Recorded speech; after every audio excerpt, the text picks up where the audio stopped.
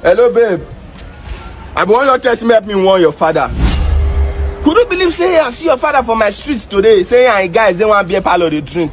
Me no go play say I see my girlfriend father.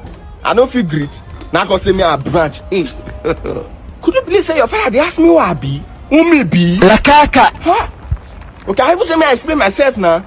Next your father say me draw my trouser up. Let me draw my trouser up. That invest me. That will trigger me.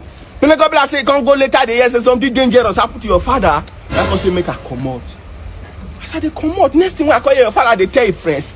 Your father they tell your friends the children of nowadays. Me children of nowadays. Now me your papa they cut up. Me when I be on a family account na beneficiary for my mobile app. Now your father they cut children of nowadays. See if the way I tell explain to you like this saying. You know if you tell your father make caution. Leave him. I they come. I'll call tell her myself. No, not beg me. Not beg me. Because I both step your papa.